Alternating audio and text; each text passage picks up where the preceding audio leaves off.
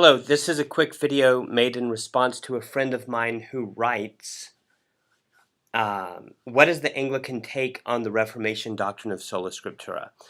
Very quickly, I just wanted to respond by saying a couple of things. First off, it's important to understand that unlike other Protestant traditions like Calvinism / Presbyterianism or Lutheranism, Anglicanism historically is not a confessional tradition.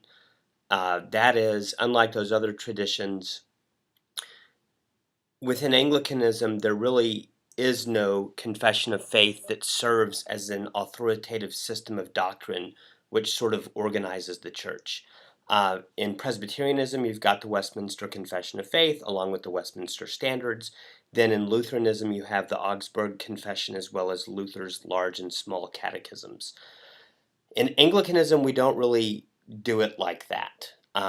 We do have something called the 39 Articles, also known as the Articles of Religion, which are contained in the Book of Common Prayer around page 800, maybe 850, maybe 860. Actually, they're contained on page 863 and following. We do have the Articles of Religion, otherwise known as the 39 Articles. And in fact, the Westminster Confession of Faith is sort of an amplification of the 39 Articles. And yet, the 39 Articles have never played the authoritative and confessional role that the Westminster Confession of Faith has played in Presbyterianism. It's a historical precedent, but it's not as if every layperson, much less every presbyter or bishop or deacon, is required to subscribe to the 39 Articles. So for example, when I was ordained a Presbyterian minister 13 years ago, I was required to subscribe to the Westminster Confession of Faith and the Westminster Standards.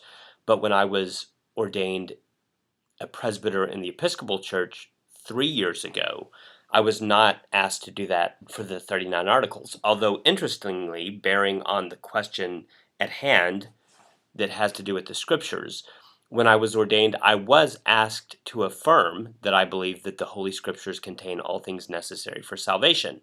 That was one of the very small number of questions that I was asked to swear my allegiance to in the affirmative. So, in light of this question, I thought that I would read Article 6 of the Sufficiency of Holy Scriptures for Salvation. This is page 868 in the Book of Common Prayer. It's within the Historical Documents section of the Book of Common Prayer under Articles of Religion, section 6. Holy Scripture containeth all things necessary to salvation, so that whatsoever is not read therein, nor may be proved thereby, is not to be required of any man that it should be believed as an article of the faith, or be thought requisite or necessary to salvation. In the name of the Holy Scripture we do understand those canonical books of the Old and New Testament, of whose authority was never any doubt in the Church. And then it names the